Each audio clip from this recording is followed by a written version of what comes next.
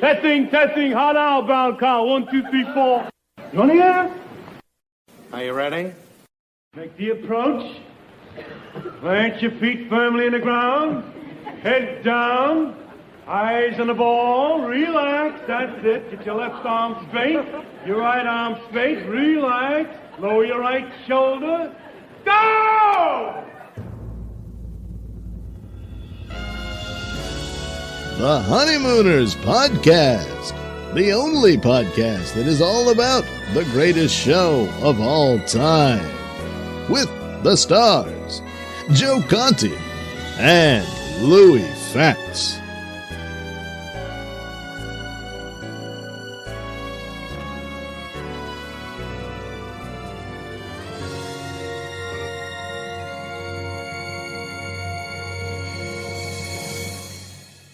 Welcome, fellow raccoons and members of the Women's Auxiliary. What's happening? All you Hurricanes, Bensonhurst Bombers, and all you Mr. Monahans, Mr. Marshalls, Mr. Douglases, and Mr. Nortons, EN for short, of the world. You're listening to episode number 39 of the Live Honeymooners Podcast Spectacular with me, Joe Conti, and my pal Louis Fatts. Tonight's a big night. Tonight I asked Joe to wear my pin. The only discussion-based podcast all about the greatest show of all time. And helping us along with this special event is our pal and show producer, Frank Hablawi. What's going on, Louie and Frank? There's Frank. Yeah, here Frank. I am. Oh, my God. I'm Our so producer. Yes. Our producer. Yeah. so embarrassed to be here. You make so us, embarrassed. you make us sound professional, Compliment. Frank. I like that. Complimented us. Yes, he complimented us by saying he was embarrassed. Yes. But It's we the embarrassment of riches to be on this show. It's my favorite show on the network. As long as nobody else is watching or listening to me say that, I could say it honestly. Okay, sure. 484 followers. Yes, yeah, we're magical. Yes, it's magical what we got going on here. But this is our first live episode, and it's because obviously it's episode number 39. The magical number. That number has a which meaning. It's has not a only- meaning with it's not only Larry Zonka and Roy Campanella. It's got another meaning. yes, and it wasn't the age where I first kissed a girl either. All right, so we won't even get into So that. ways off. Yeah, I know. I exaggerate to clarify, as my pal would say. But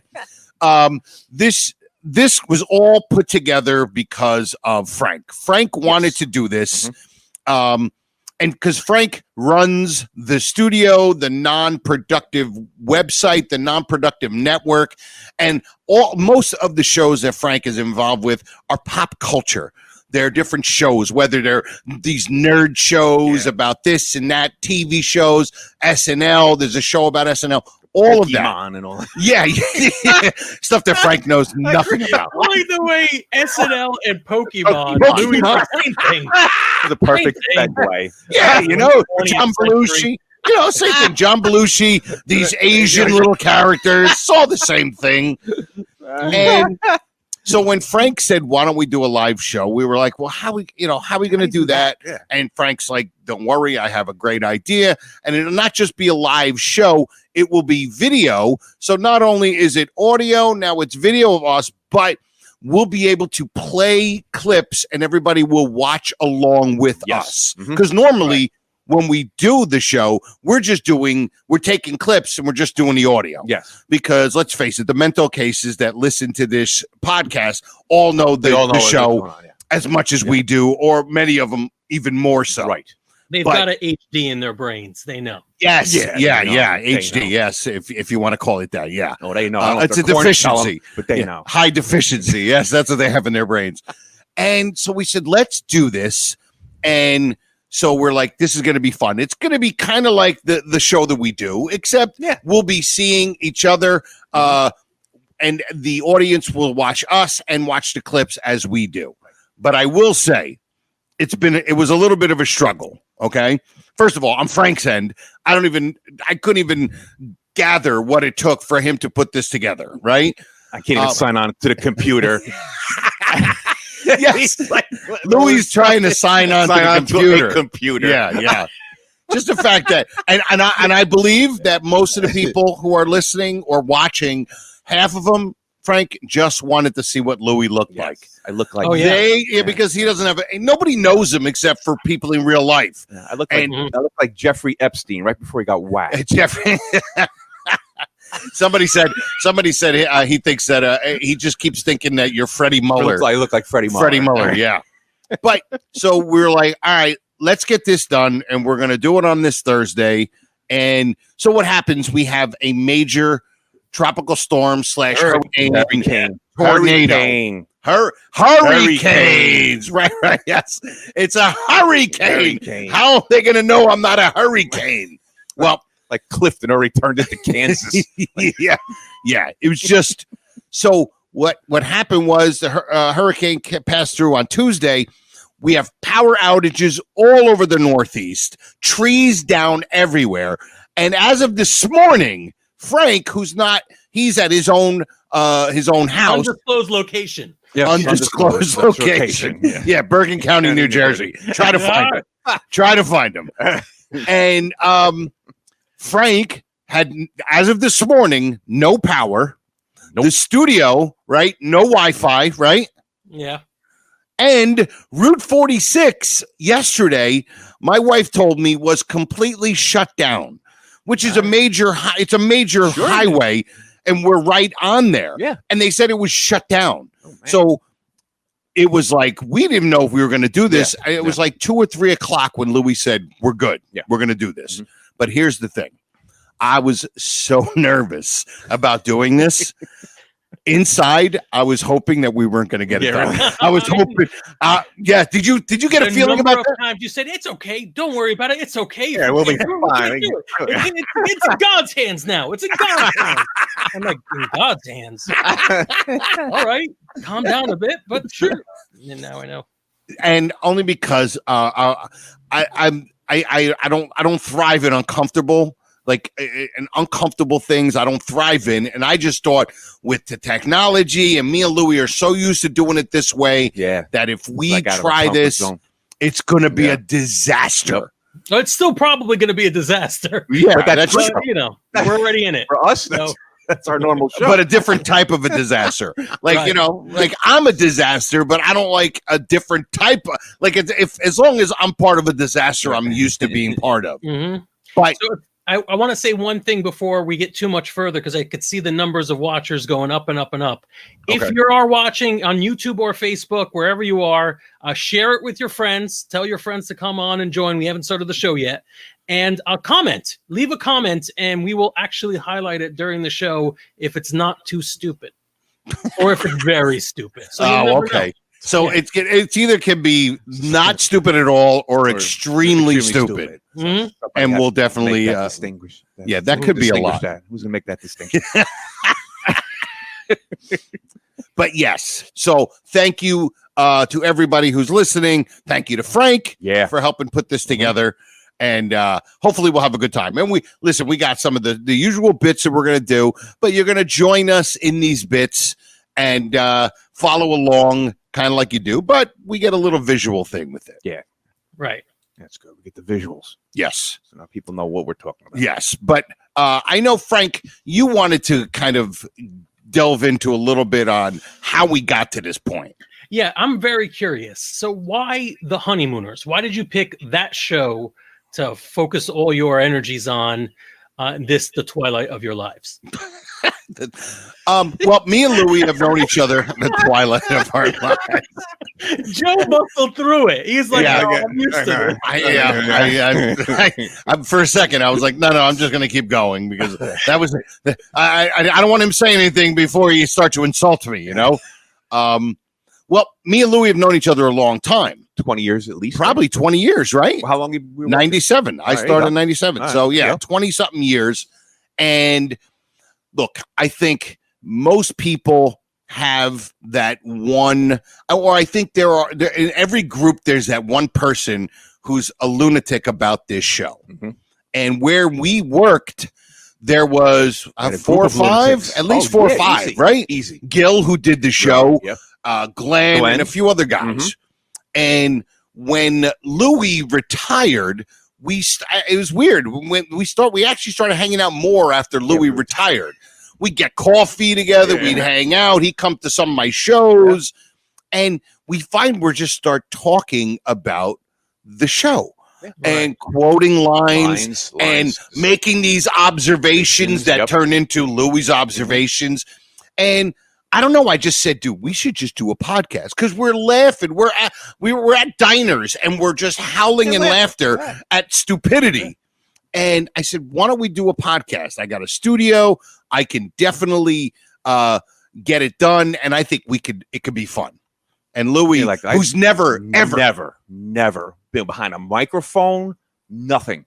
I said, yeah, why not? Yeah. That was it. Why not? For the listeners, I've only, and the watchers, we keep saying listeners like the podcast, but for the viewers, I've run into Louis maybe like 2-3 times at most. My last interaction with him on this show was him trying to get the rabbit ears working before we get the camera going. And I'm like, I didn't know we had to use the UHF thing on it. How did you end up being on the most popular Honeymooners podcast of all time? Just because I know Joe. It's the people you hang out with. Yeah. But Louis that's the thing. People think, because I'm a comic and this and that. Louis is a very funny dude because it's not like when we get together, it's me making all the jokes and Louis is just like, guffawing the whole time. Yeah, I'm doing like the Ed McMahon, like, No, Louis is a funny guy. He doesn't think he is a comic or anything. What, do you think I'm a clown? He's just I'll amuse you. But he's just a funny guy, and he was not so knowledgeable about the show, and it was like, dude, we should just do a podcast because it's just lines. I mean, just throw lines back and forth at each other. But it's not just quoting lines. Yeah, no, but that's how we started. Though it's able to take something that happened on one of 39 episodes from 65 years ago, and put it into whatever we're doing at the moment. Which is a weird thing, which a lot of people on now we're getting into like these honeymooner groups on Facebook. Yeah. You find there's a whole lot of people that do this. Yeah. They take something that's happening. They take a picture of somebody. Robert Mueller was on the news a couple of years ago. Yeah. And somebody's like, oh, you don't have to tell me. Mueller's the man for me. Yeah. And they're quoting Honeymooners with with the stuff that's going on in the news. Yeah. It was just, and I said, we should do this. I think it'll be fun. I'll just run it, and then you just sit back and just be you. And it went from the first episode, Louis like, hi, I'm Lou. How you doing? That bad. Come on. No, but he was very quiet. He wasn't close to the mic. And here with the Honeymooners Hour.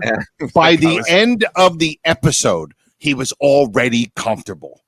And I was like, this is going to be fun.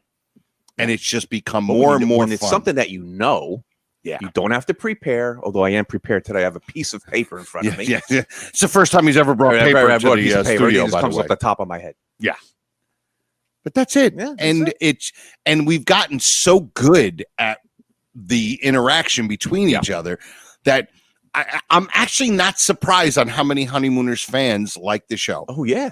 I'm not surprised anymore. No, not at all. Because I'll listen to the show and I'll be like, that was pretty darn good. Yeah, I listen to it, like I always tell Joe, 15 times I listen to the show. Yes. And when you're doing it, you don't think it's that good. But when you listen to the final product, it's really good. JP Lesser, do we get to see Joe sing Swanee River before he starts recording? The comments that are just running by the screen, I mean, half of them are references I don't see. Why am I not shocked that they're references to the show? God. And many of them are just sound effects. Yeah.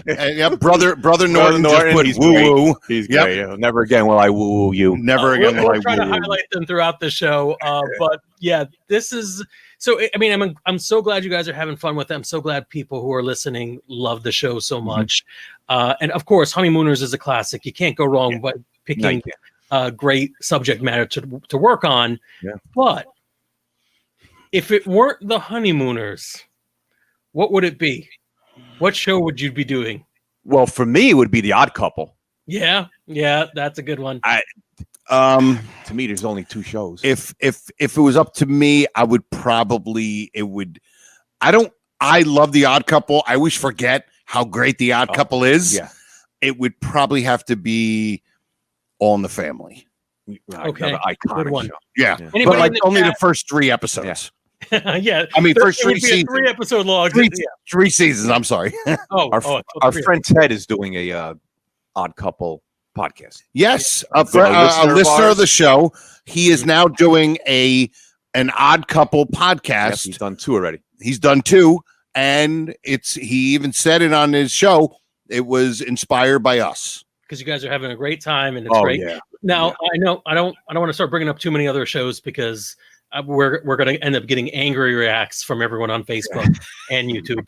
You can't even angry react on YouTube. They'll find a way. So I do have another question. How did you first start watching the Honeymooners? A friend of mine, this is back in the 70s, started watching it and started talking about it. And I watched it on and off. And then just by him talking about it and watching it, I started watching it. And then all my friends started watching it. And then we just did the thing, talking about it, quoting lines. Yeah. And then that was it. And there That wasn't was even there was no VHS back then. No, you had to just watch. You had to just had find to out when watch it was it. on Channel 11, and you had to watch it. Yeah, There you go.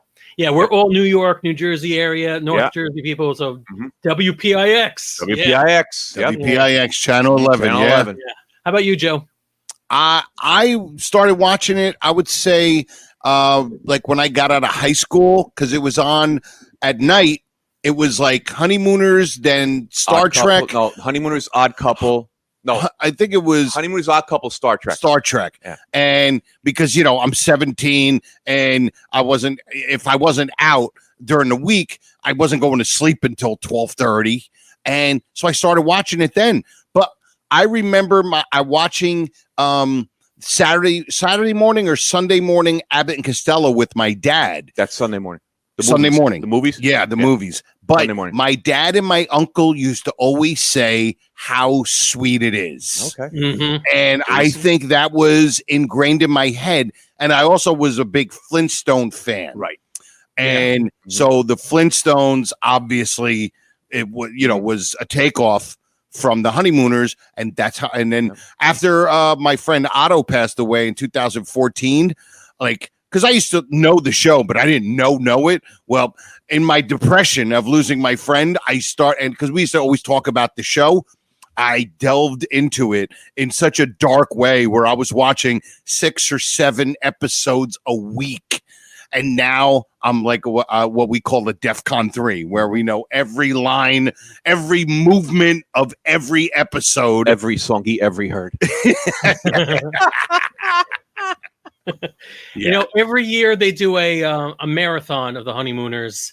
And it's one of the things you can't miss. It's either Twilight Zone or the Honeymooners. Usually during New Year's. Yeah. Sometimes it's Christmas time. We got one clip to start us off on. I'm going to play that right now. You're going to walk down memory lane, and then we're going to do the show the normal way that everybody's excited about. Again, leave comments in the chat. We'll highlight them during the show, and enjoy. The Saturday movie will continue after these messages. One of these days. Don't miss the fireworks this fall. It's the Honeymooners like you've never seen them before.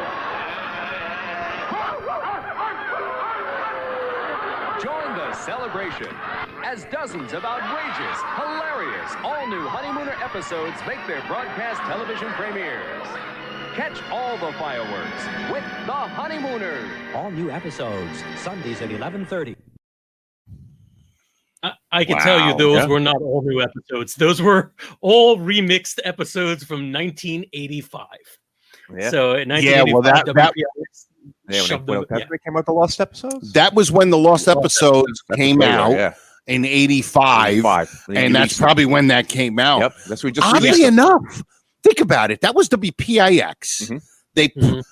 I'm just seeing this for the first time. Like, I don't remember that. But think about it. They never, ever show them. When's the last time you saw a Lost episode on television? Never.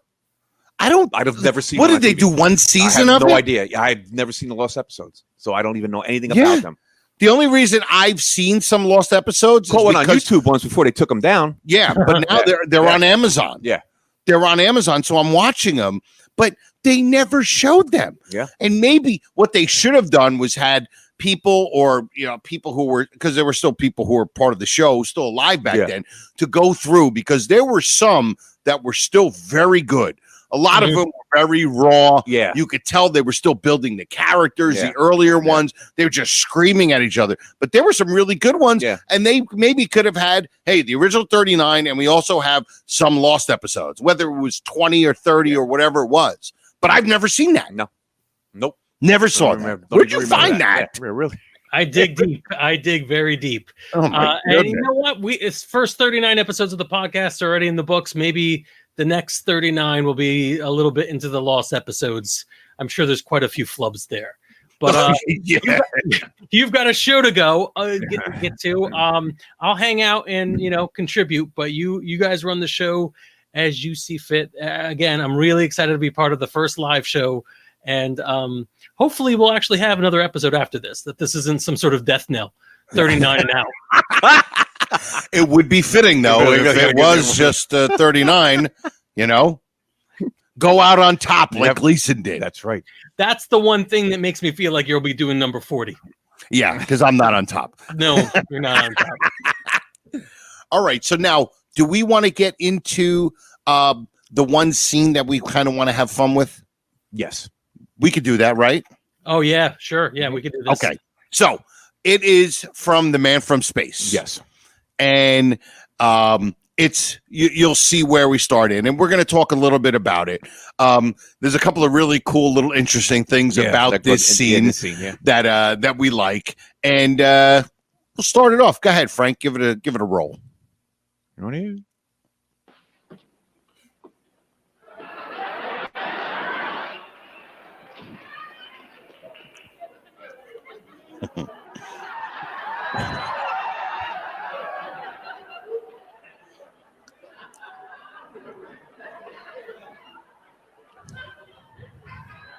Bonjour, everybody. Happy Chow Fai to you.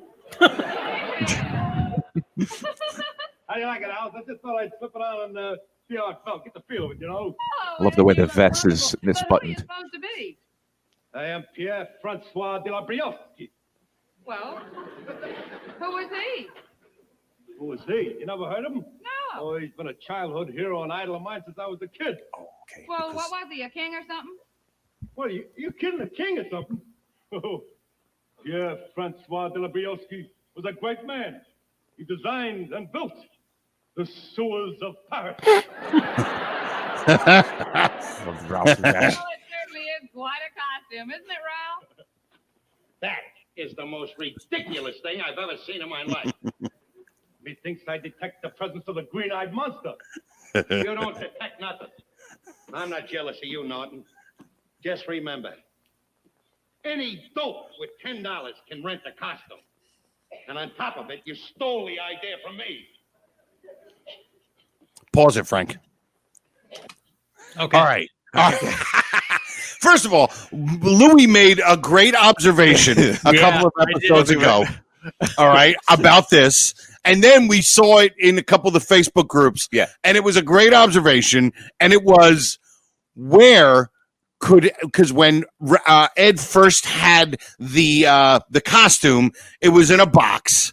And it was, I don't know, 2 foot by 4 inches high. It's like the Dunkin' Donuts box. Yeah, like the Dunkin' Donuts box. And Louis made a great point. He's like, how is he fitting that whole thing in that box, including the hat and shoes and everything? It was a great observation, okay? It was such a great observation. A wig, a jacket. What else? There's shoes. And if you notice, his vest is buttoned wrong. Is it buttoned not wrong? notice Look, that until now, yeah. It's like he missed a button somewhere, or he might have done it on Misbuttoned purpose just for that little extra. or maybe they were comedic- just rushing to get it on. Maybe him. they were rushing to get on. But now this is what's great. And before, now obviously everybody who knows the show knows the episode. Ralph wanted to borrow the $10 from Ed to get his costume, King Henry VIII. King Henry VIII. But Alice said no to it and no to $5. Right. And he did it because he wanted to win the contest. Put in $10, make 50, and be a profit of $40. Right. That's what this whole thing started. An investment. An investment. And then Norton had already had it, and he thought he's robbed him and stole his idea. Yeah. But it comes up here, and I want you to play it again because this is where it gets interesting. Go ahead, play it, Frank.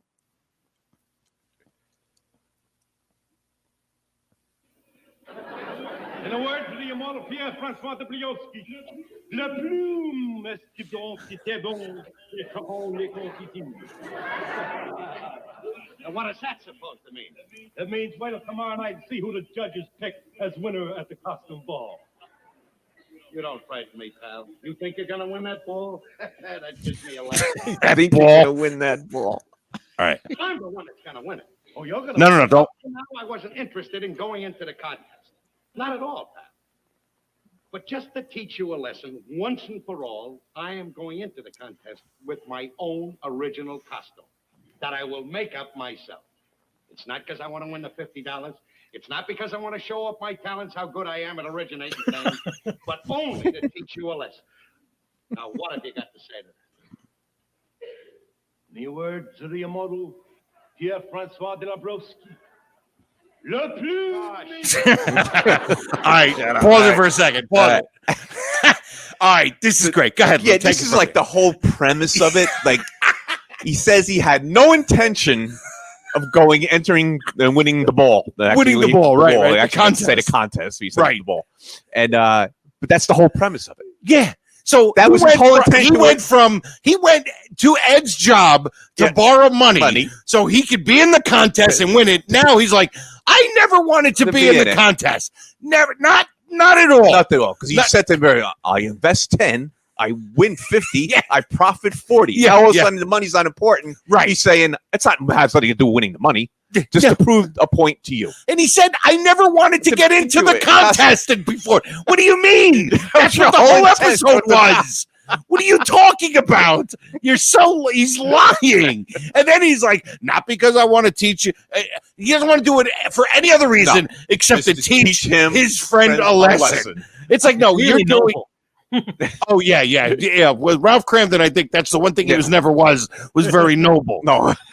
But yeah, it's just so great because he is so ridiculous. It's not even close. No, he went from one extreme to the complete other extreme. He went from, I got to do this. I want to win this.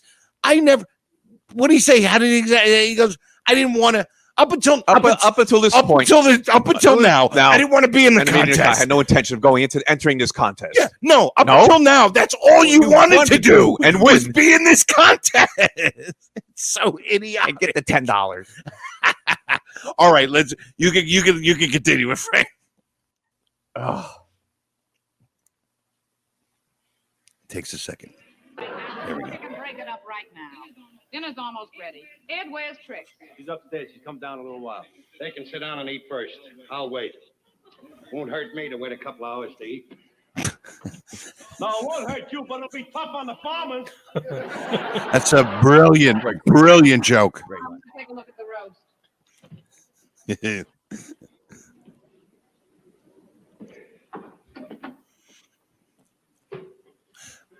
Pause it for a second, Frank.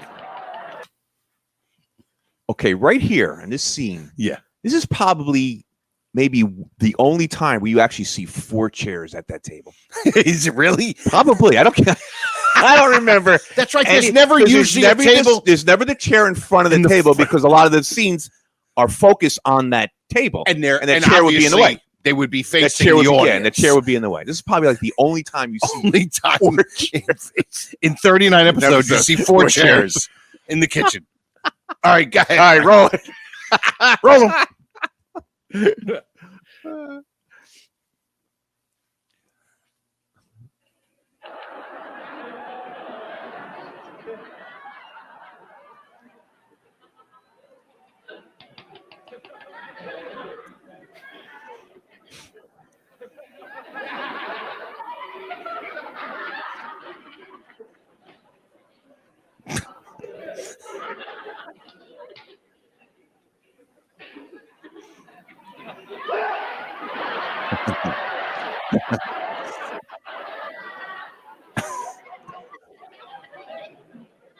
Bellevue is calling. All right, we love when he starts taking stuff apart. It's great. I'm making my costume. That's what I'm doing. With the icebox door. Yes, with the icebox door. Don't get upset. I'll put it back on tomorrow. But Ralph, by tomorrow, all the food that's in there will be spoiled. Don't worry about that. Just invite him down. He'll eat it. What kind of a costume can he be making? I don't know, but if he took the whole icebox, I'd say he was going as a junk man. All right, here we go. I love this. This is great. Ralph. I need knobs. Said use your imagination. Well, my imagination says I need knobs. Well, that's just great, Ralph. Now, supposing I need something in that drawer, how am I going to get it open? There's nothing that you'll want that's in that drawer that can't wait till tomorrow.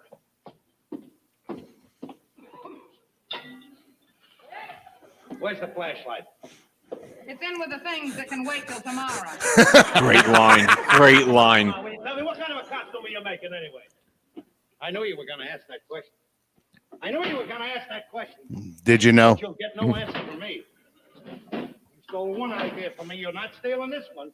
Just remember that, pal. It's in the thing that can wait till tomorrow. Huh? Who I'd like it.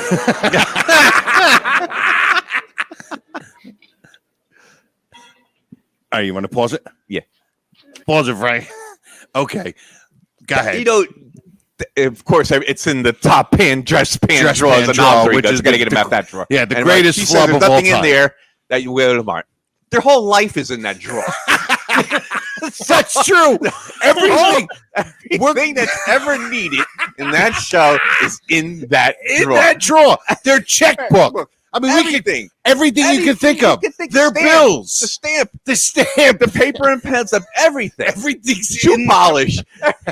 Where's the shoe polish? That's a funny scene because when he's really looking for. I wonder if there was a failure there where somebody forgot to put the actual flashlight in that drawer. I don't because know. The way he's going through all the other drawers, the way he's doing it, and what he says to Alice, and it's just perfect the way. If that was intended.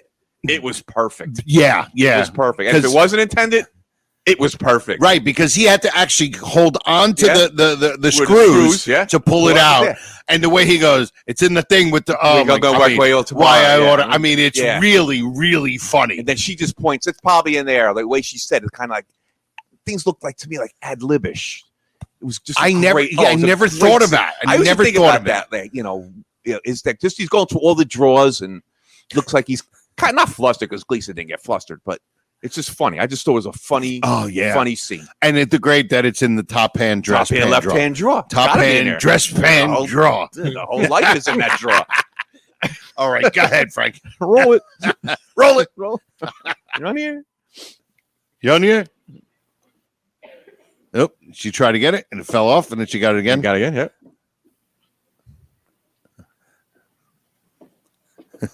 I love the way he just grabs the chair. I don't know. There's just something funny about it. The way he just. It's not like he was out there looking for that chair. No, he decided the chair will do. I'm making a costume that's going to make a fool of you, pal. That's going to look like a piece of French cheesecloth when I'm finished. And you are going to look even sillier than that sissy hero of yours, that Friaski or whatever his name is. A great man who designed and built the sewers of Paris. Sure, he built the sewers of Paris. Anybody that dresses like that's got to have a place to hide. Such a great joke. You can go so far, Rob. I'm not taking any more of this. I don't care if you insult me. You can call me anything you like. But when you insult Pierre-Francois de Lebrowski, you insult the honor of France. I challenge you to a duel. Do you have any seconds? I got 2 seconds. I got 2 seconds. And you better use them. Get out! Get out!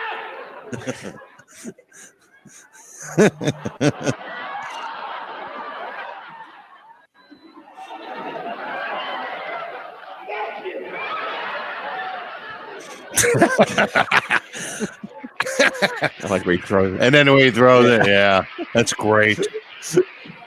That is great. Somebody put, maybe it's Trixie's wig. Yeah. I doubt it. Yes, it's great. And actually, when he grabbed the chair. Yeah.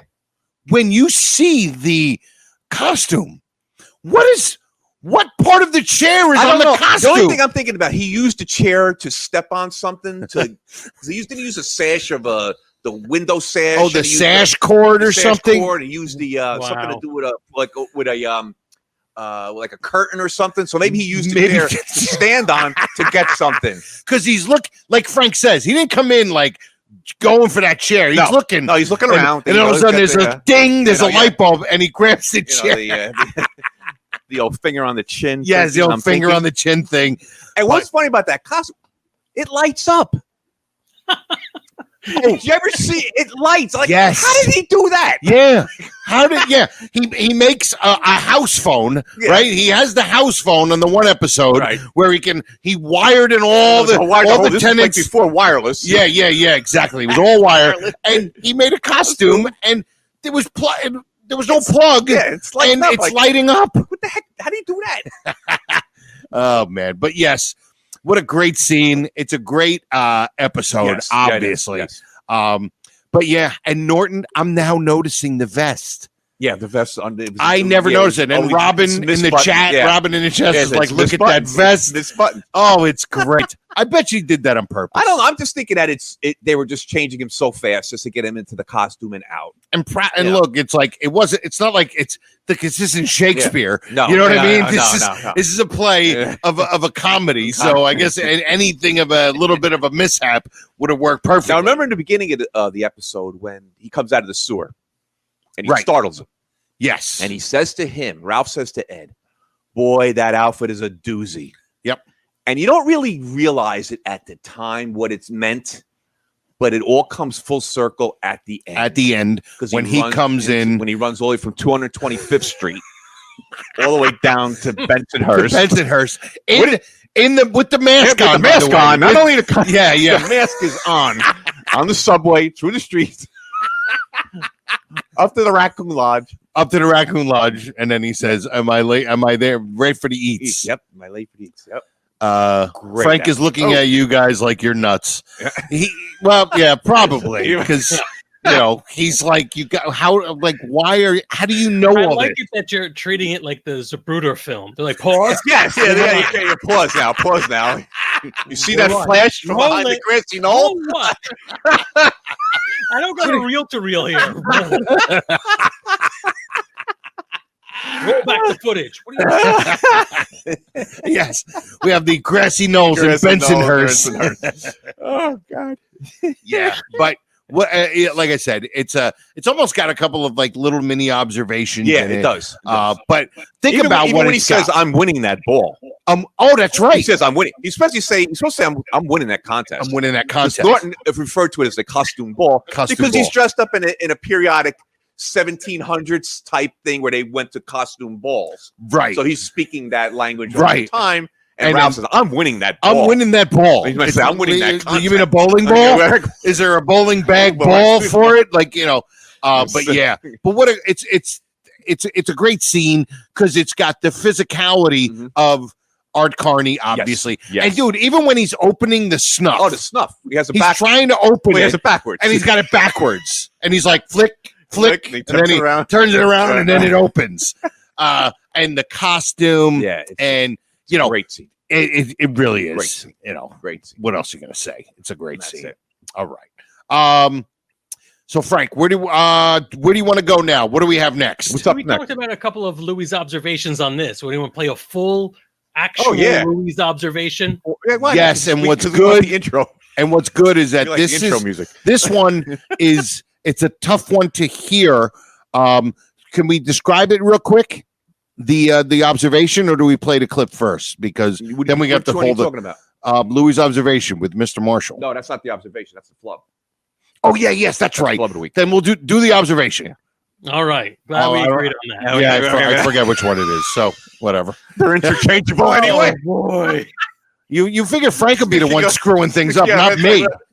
I literally have all the buttons. I'm just proud of myself that I signed on to the computer. Yeah. That's like a technological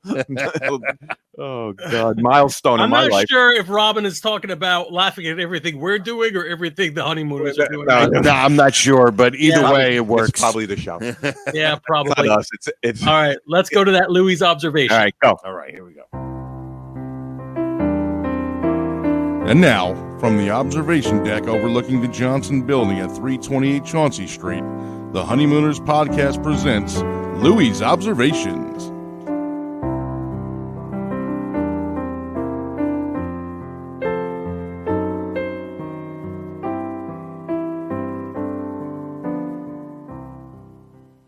Hi, Trix.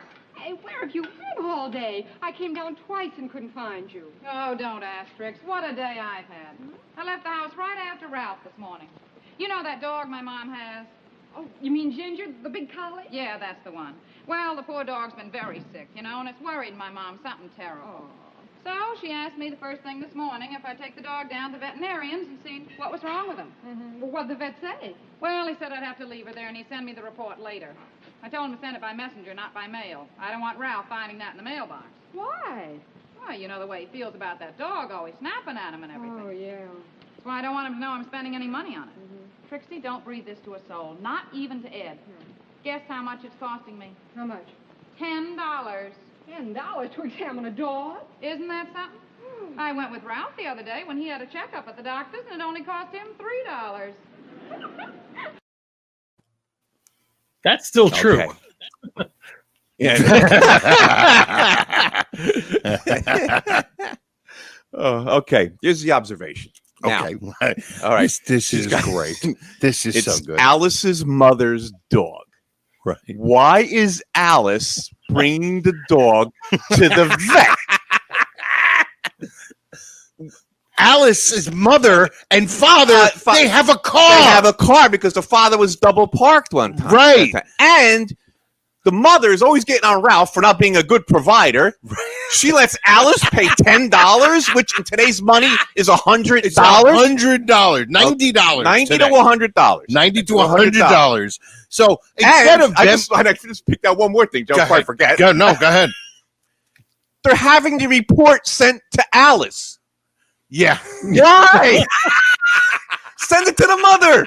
Can't send it to 33 Kosciuszko Street.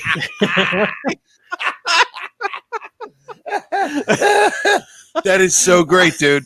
And first of all, Trixie, I got to tell you, a little pushy in the very beginning. Yeah, like, where were you all Where day? were you all day? Like, what are you dating? Yeah, like, you're not supposed to leave the house. Yeah. You're like, a 1950s housewife. How did you get out? Really?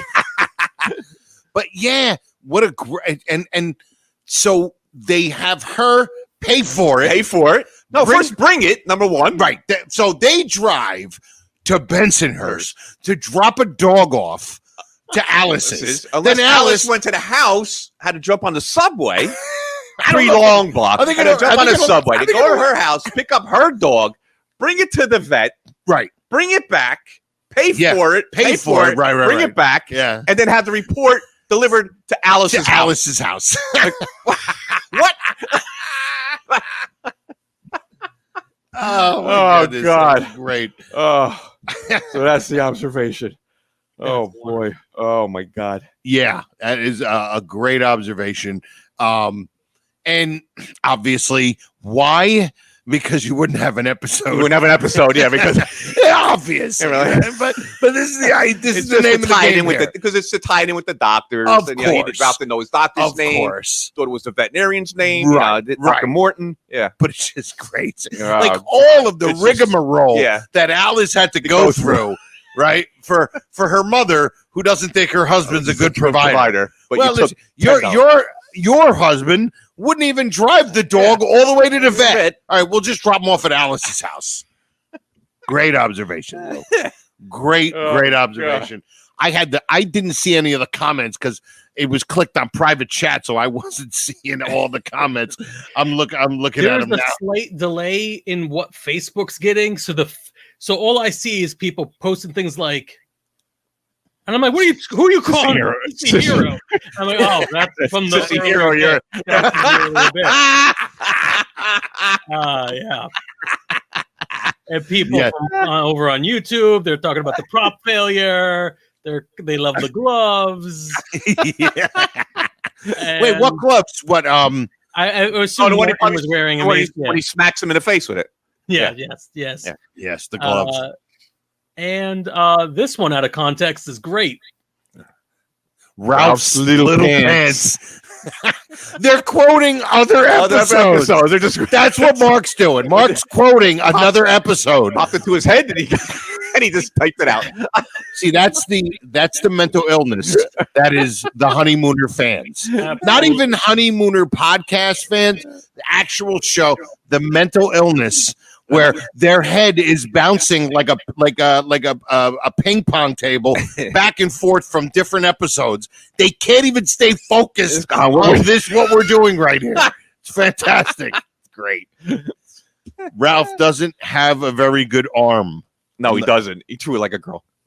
Through what? The hat. Oh, the hat. Yeah. I was wondering. Charles, nice. I do love this one, and I actually thought about it myself, but I did not get a chance to say it is the first junk drawer. Yes. That's so true, brother Norton. The first junk drawer. I appreciate that one. We're going to do an episode where we're going to list. Yeah, we're actually going to list everything in that drawer. List everything that was in there. List them, and we can put it out as a patron only. You want a full list of everything in that drawer? No, on Patreon. You got to pay to hear that. Pay for the list. Pays to buy the best. No, you got to pay to put the effort in because someone's got to sit there and log footage and be like, okay, you have to watch 39 episodes. 39 episodes, yeah. And you're just watching it, and then you have to perk up whenever they go near the draw. Yeah, that's what's going to happen. Oh, man. After that throw, Mark says, after that throw, Ralph couldn't play center field for the New York Giants. I think Willie Mays had that. Had a WPIX commercial for 80s Giants. But I don't have that queued up. God. All right. Willie Mays had that down. Yeah, I think he was Ralph was going to move him out. Yeah. All right, what do we got next? Should be a flub, right? Yeah, we could do a flub. We could do a flub. Oh, yeah. Oh, we need a flub of the week. Yeah, I think this is the one where the audio is a little hard to get, but it's there. Okay. All right. All right. Let's go.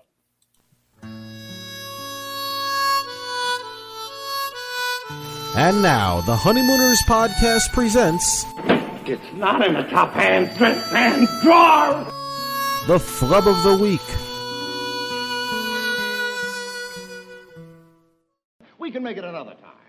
All right, sure.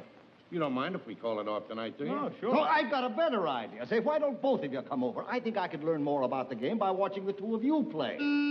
Oh, there's my car. Yeah, I'll be expecting you at 9 o'clock. 1149 Park Avenue. See you later. Yes, sir, mister. Hi, Mr. Marshall. Marshall. Okay. All right. We're going to have to play that again for them. But all that film again. Now, this is the flub of the week.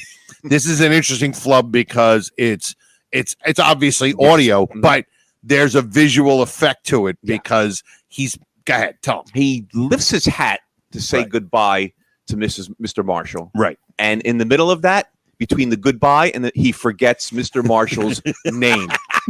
Yes. And Ed says, goodbye, Mr. Marshall. Bye, and Mr. then Marshall. Ralph says after he says, Marshall. Yeah, he just says Marshall. It's like Ralph says good night or goodbye, and then Ed says his goodbye, and then Ralph finishes it with Marshall because he forgets his name. He goes, see you later, and he goes, bye, Ed. And he stops. And Ed says, right away, yep. Art Carney Yep. or Ed, I think it was Art Carney went, later, Mr. Marshall. Yep. And then he goes, Marshall.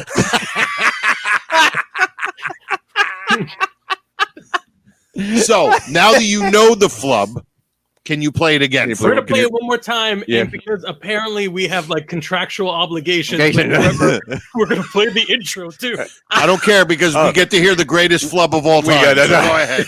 We love the intro. We can listen to this all day. Go ahead. All night.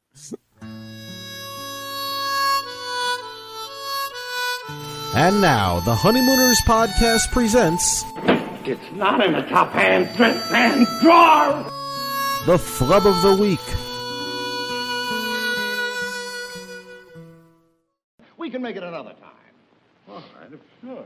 You don't mind if we call it off tonight, do you? No, sure. So I've got a better idea. Say, why don't both of you come over? I think I could learn more about the game by watching the two of you play. Oh, there's my car. Yeah, I'll be expecting you at 9 o'clock. 1149 Park Avenue. See you later. Yes, sir, mister. Hi, Mr. Marshall. Marshall.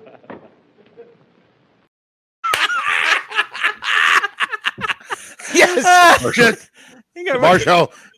And I love the way he goes, oh, there's my car. Oh, it's just so great. And just to hear him just go, Marsh. And also, the tip of the cap. Yeah. What that is that's the exaggeration, because when Freddie Muller first said the other guy couldn't go, right, because, the boss is just a person, you know, the boss is a human being. Yeah. Oh, you guys with the boss. And then he is so enamored with Marshall that he tips his hat to him. Like he's some sort of, I don't know, like dignitary or something. Like he's your Francois Delabriere. Yeah. But I believe he did that on purpose. Yeah. But at that time is when he realized, it's Marshall. Now, you said before is interesting about, did Art Carney rescue him in there, or was that Art Carney's line? Now, I don't know. Two ways, because being the greatness of Art Carney could have rescued him by saying Mr. Marshall. Right. Because one of our listeners, Ira, our good friend Ira, right, mentioned on one of his emails to me that the boss one of his many emails to you. One of his many emails to me. Was it the one that was a nice email? Was he not yelling at you? You mentioned it in your intro, the three different bosses' names. Yes. So having three different names of your boss could throw you Ralph off. Like, all right, who is he tonight? Right. And the one guy played two different guys. Yeah, he played Monahan and Marshall. No, he played Harper. That's right. He played Mr. Harper and Marshall. Yeah. So he probably Ralph said, okay, who the heck? Wait, who's he supposed to be again? He probably forgot. Yes. And I will say, in my intro, when I did that, I got the idea from Ira. So I want to thank our good friend Ira. Cousin Bill just said, commented and said it's the greatest podcast. This is the greatest podcast. It's the greatest podcast. Clap. I encourage everyone to support these guys on. Well, he spelled patron wrong. I did. And then it's a yellow man's face. But now, you were the first one to tell me, Frank, that Cousin Bill is supporting us on Facebook. I mean, on Patreon. Yes. But I guess he's not on Facebook because I've never heard Cousin Bill until you told me about him. Like us on, he's commenting on YouTube right now. So I think he's a smart person. Does not go on Facebook because the government. Yes, of course. Yeah, but we very much appreciate it, Bill. We appreciate it, Steve. We'll mention him out later on the show. I do want to bring up a couple of things. Yes. Literally, people are still talking about the very first series of clips we aired. Are you really? Man of Space. And we're getting fact checked here, or not really us, but it aired on December 31st, 1955, not November 5th, 1955, as it said in Back to the Future. Back to the Future in the movie, because they were watching it live, and he was like, "Oh, this is a classic. This is a classic," and they were like, "What's a rerun?" Right? Yeah, JP. And, we might as well throw this out here because I like the username. Did the snuff come with the costume? No, they cost 50 cents. Was it 50 cents? Yeah, I bet you he had Amazon. 50 cents on snuff. Yeah, maybe Norton had Amazon deliver the snuff. Yes, and Mark also says 1149 Park Ave, down the block from 1049 Park Ave, the Odd Couple, Felix and Oscar's address. Mm-hmm. Yes. So Oscar's living across the street from Mr. Marshall. Oh, and Mark also says the $10 for the dog, $96 between 90 and 100. Yeah, $96.19 in 2020 dollars. Yeah, and it would never cost that little. Actually, no. They know they got you under the barrel. What would you do, Joe, for Gleason, your dog? If his vet bill? What's the max you would pay for that beautiful little guy? whatever I would have to rob from any bank, that's what I would do for my dog. All right. Now, approximately how much for your wife? Maybe $50-$60. Whatever the copay is. And yeah, I mean, is there a copay? That's it. You're maxed. If you're married to Joe Conti, I'll hear about it later. Trust me. And how about this, Pete? Abruzzese. Talking about the getting the dog and everything. How did her mother contact her? That's an interesting question too. Right. Good. There's another good question. Yeah, because she probably would have called Trixie, but apparently Trixie didn't know. She didn't know because where were you all She day? was harassing Alice because she wasn't around. She wasn't home all day on a Tuesday. Another good one, Pete. The funny thing is with this observation, I didn't think like at first I was like, yeah, no, I've done favors for my parents before. It happens, whatever. But the more Louis builds up on it, the more you're like, how? What? Yeah, it's the logistics. It's the logistics yes. of it. It's absolutely ludicrous. Oh, it's reality. It's ludicrous. It's hysterical. Absolutely. Hysterical. Oh, man. But what a great flub. Great flub. Oh, gosh.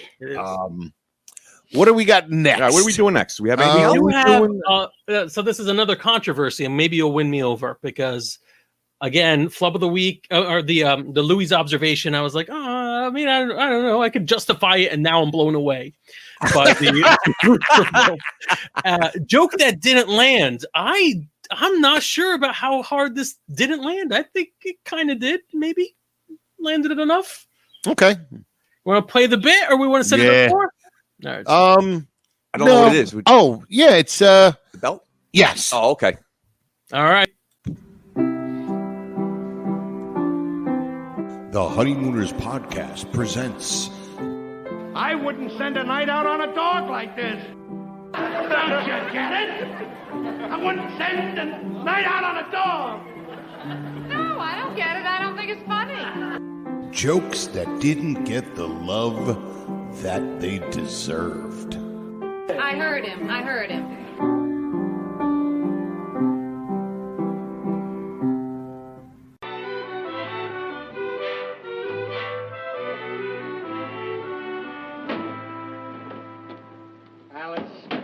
Alice, where did you put my belt?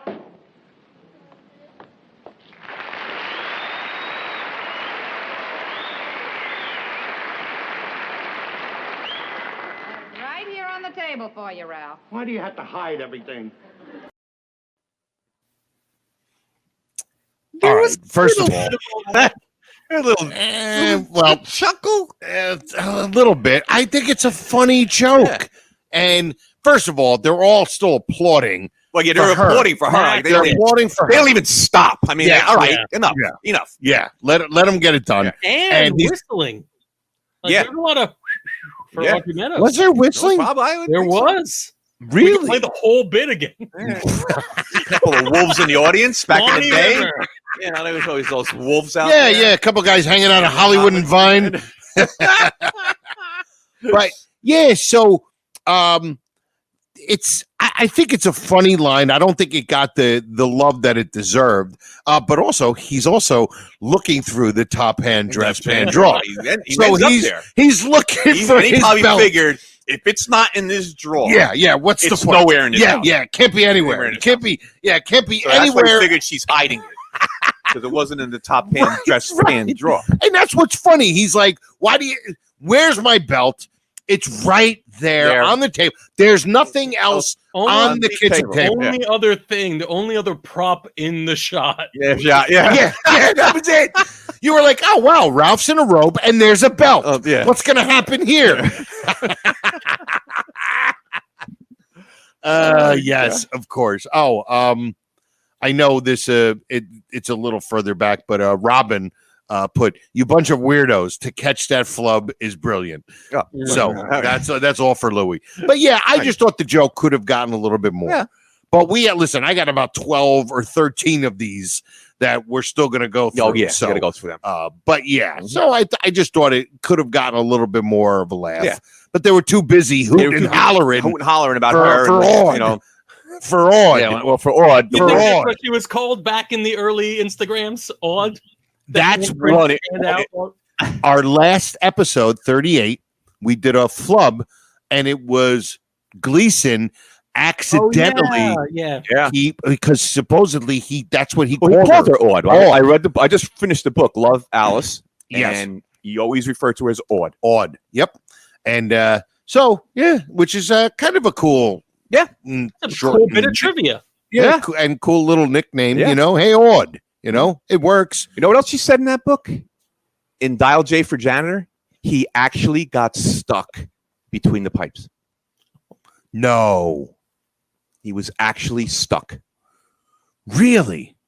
He must have purposely thrown him, just squeezed himself as far in as possible. So even when the scene was over, they had to probably push him out or something. Push him out or something. Or just grab by his leg. Wow. Because the scene ends there, and the firemen just come in. Obviously. And the firemen come in. Right. And Monicati and the cop. And the alien. Yeah. The alien the guy, in white. yeah, I don't know what that hazmat thing suit. was. Yeah, the guy in the hazmat suit. Right. Oh, wow. so that very was, she good. said that. I She did said not know that. She said he actually got stuck. Awesome. Another awesome piece of trivia. Yeah. Yes.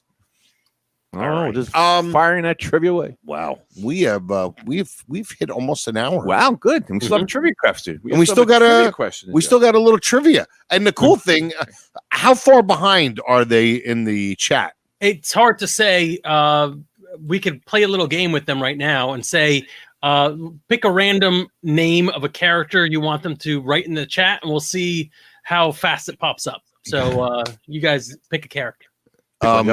Let's go with what's his name? Yeah, it's a good one. That's a real good one. Yeah, the Atomic Passion. Atomic Passion. Oh, Wallace. All right, Wallace. Leave Wallace in the chat, and we're gonna figure out how long it takes. I'm at a minute five and 15 seconds when we said that. So we'll wait until Facebook and YouTube pops up with Wallace. I hope that's on some sort of list. Well, Wallace. The government's gonna be like, what? Yeah, like what? Wallace. Wallace is what's his name? Ronnie Burns. Ronnie Burns, which is George Burns' son, who played in that episode, Young at Heart. Mm-hmm. And I did read that episode they filled the 1,500 seat theater with mostly teenagers. Yes, you could hear them screaming and hollering. When Yeah, that was the one where she was like, "Easy, steady, easy, don't fall down, steady now." I wanted to choke that woman. I'm so angry with her. Probably somebody's grandmother today. That was me. yeah, exactly.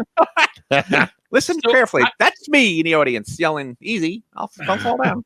Man, I would go to Comic-Con and get signed autographs for that. Oh yeah. Yeah. Oh yeah. If somebody can authenticate it, that's her. Yeah. I noticed that a few people who are commenting now are the timestamp was like from almost 10 minutes ago. So there's like a delay in when we get it, and there's a delay when they see it, and this is probably tedious. Okay. But I'm going to go maybe at least 10 minutes. Yeah. So you know what? While we're talking, I should give the trivia question. Let them answer the trivia question. Yes, sure. But I mean, we already have the theme music, so we might as well spend a minute listening to it. Yes, go ahead. Do we have theme music for the trivia? I think so. Yeah, I think so. I found some. I hope. Yes. Yeah. Go ahead. There you go. Well, we'll see.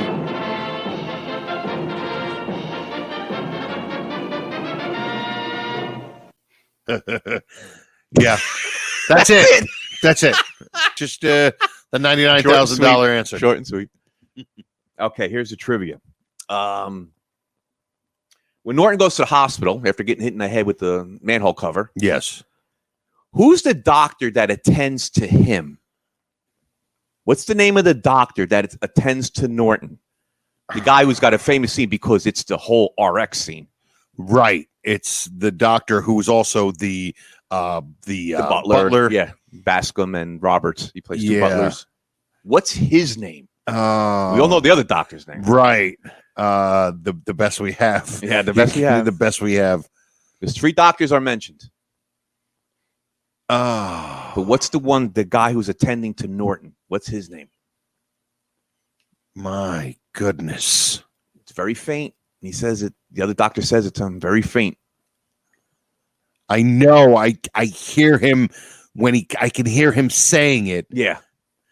I can't. Anybody, Frank? Anybody? Anybody chime in yet? think Or we're so. still No, we've it's got too too long. much of a delay. Our delay's too long. We may Okay. have to go to another bit and then come Okay. back to this. We should go to commercial. Patreon. Go to commercial. Patreon. Run that WPX. Yeah, run that PIX thing, Ed. Come on. Do the WPIX thing again. We're gonna do it again. Oh, you know what? No, this is good. Robin asked Joe, Louis, Frank, do you have favorite episode? I have my top 3. Yeah, Frank, didn't you make us prepare a top 3? Yeah, I don't think you did though, but we both prepared a top 3. Yeah, Joe, go. I can do mine. Yeah, go. I'll go 3. I'll do 3. You do 3, All 2, right. and 2. All right. My number 3 is Funny Money. Yours is funny. Okay, my third one. I mean, I just there's like 12 tied for third. Yeah. But I'm going to say the deciding vote. The deciding vote. That is a good one. Yes. Now I don't know, Frank. Do you have Did you prepare like a top 3 or whatever? I didn't prepare a top 3. I know what my favorite of all time is, and we already showed a huge clip from it. All right. It's The Man from Space. Okay. I mean, as a All kid, I tried. This is like up until like high school. I was like, I'm gonna do a pots and pans robot, a spaceman. It's gonna be amazing. Never got permission to take any of the pots and pans to do it. Couldn't even dream about how to make it light up. Really? That was How did we do it? Christmas lights. Yeah. Could they have Christmas lights in? And, Battery operated Christmas lights. Yeah. No. Yeah, I want to know where the plug went. Yeah. I'm just Yeah, saying. Sorry. Complete with a denaturizer. Yeah. All right, Joe, your second? So my second is A Woman's Work Is Never Done. Okay, so that's the maid. With the maid. That's me. Okay, Yeah, my with second the- one is I know your second Funny one. Money. Funny Money. Yeah. Funny We Money. just got our first Wallace. There you go. We got a our Wallace. first Pete. Wallace. Pete. And that's We what just got our first Wallace. 4 minutes. Yeah. Oh, there's Ted. There's Ted. That's Ted Leinhardt. That's who Ted does from the Odd Couple podcast. Yep. Oh, now we're getting. Oh, the Wallaces are The coming Wallaces through. are coming in. And then I don't even know what this was in reference to. Hong Kong Helen Gardens. Hong Kong Gardens. I don't It's know. your friend. That's Kenny. Yeah. It's my partner from my other show. So now Your first. Mine's Funny Money's my second one. and my second is A Woman's Work Woman's Is Never Work. Done. And your favorite is? I'm going to say Brother Ralph. Yeah. And mine And I is know yours. It's Palomine. Palomine, obviously. So now you see the difference between now we mentioned 6 episodes and we were only together on one. Funny Money. Funny Money. Yeah. So that shows you its taste and Yeah, but it just shows that Funny Money is Funny amazing. Money is And you know why? I knew I had to put at least one. There's no way I couldn't have one that did not have the mother-in-law. I couldn't. Oh yeah. There's no way. Yeah. Because she's in, I think, 3. Mm-hmm. And all those 3 episodes are phenomenal. Yes. Matter of record. Yeah. Oh, Great. I mean, it's a classic scene. Classic blabbermouth. Yeah. That's classic. I wonder if this counts as a Wallace. I guess it has to. Judy This is a Connors. Yeah. Wallace Okay. as We'll Wallace. take Judy Connors. Wallace. This is how he has to say Wallace. He has to give it Yeah. as. There it is. Judy Wallace is here. It's great. Right up, Mrs. Cramden. If you had no idea what this thing was about, now you're just seeing a bunch of idiots just typing the word Wallace in. Now, I hope all your friends on Facebook and all your contacts on YouTube are like, "What's going on with this?" Who's this Wallace guy? So let's go through the trivia one more time. Okay. By now they should probably be hearing Typing, it. yeah. Okay. So want me to give it again, Frank? We'll go Yeah. over it? let's Okay. go one more time. All right. Well, when Norton winds up in the hospital at the Bushwick Hospital, he calls it Bushwick Hospital. I Bushwick believe. Hospital. Yep. And we after got hit in the head with the manhole cover. Who was his attending physician?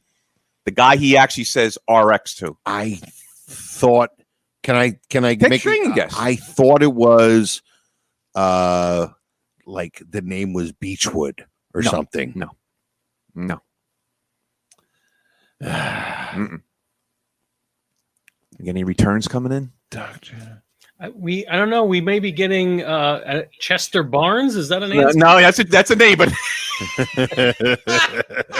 Now they put Wizard put Nat Birnbaum's son, which is Wallace. which is Wallace, obviously. George Burns. idiots.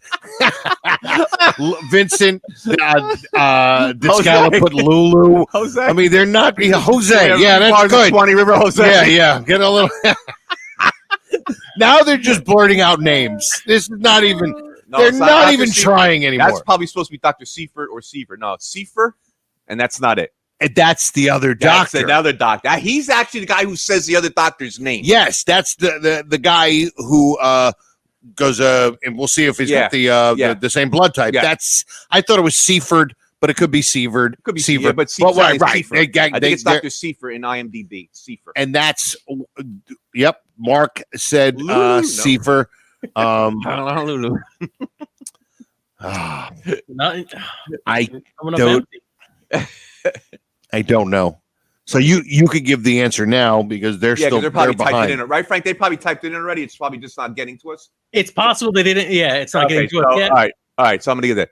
Dr. Hyman.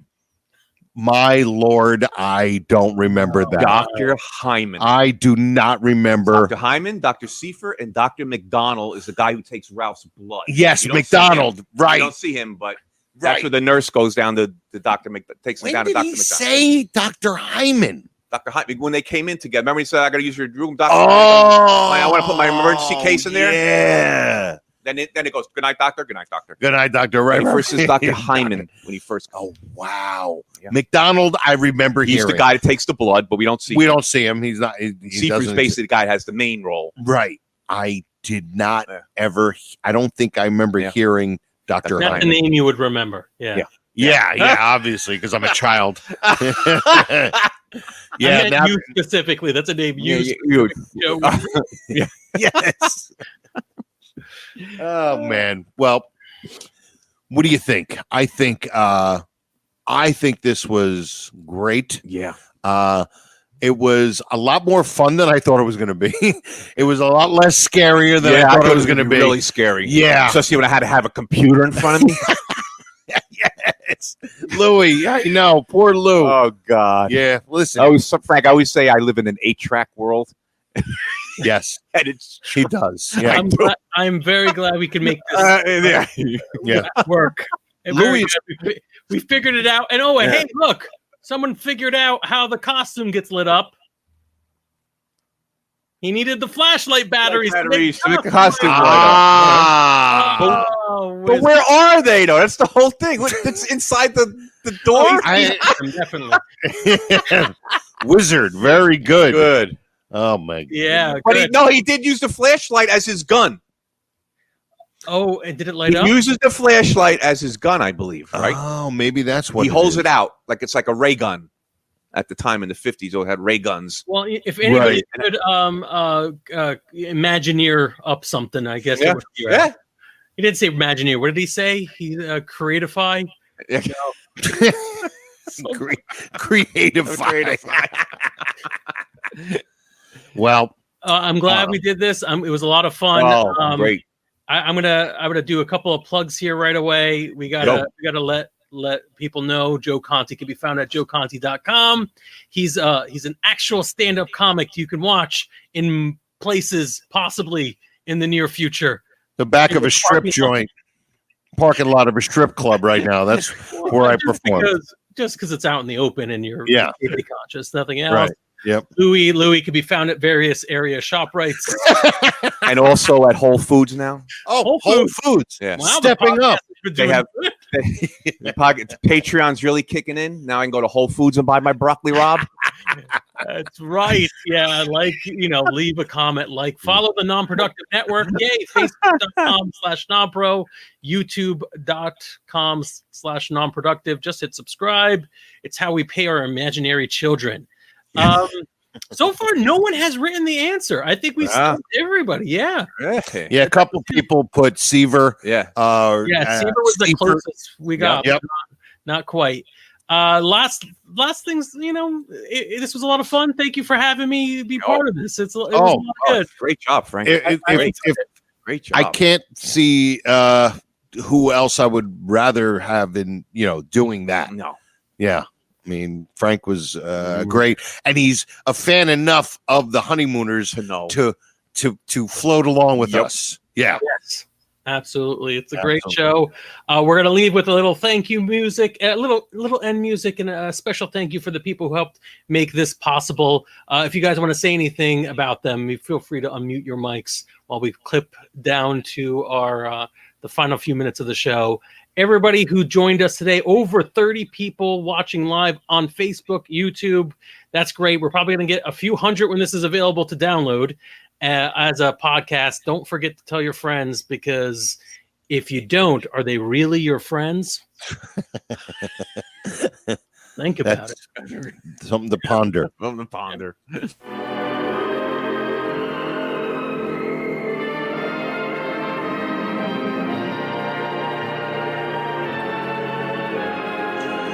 All right, everybody. Thank you so much.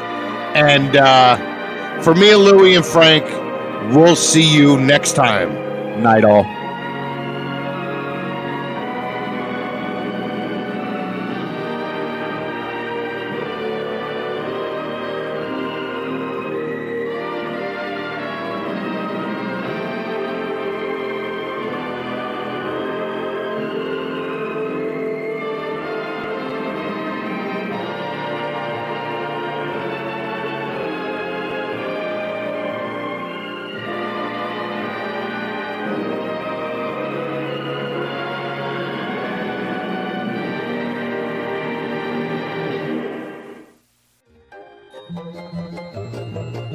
This has been a non-productive media presentation. Executive producer Frank Hablawi.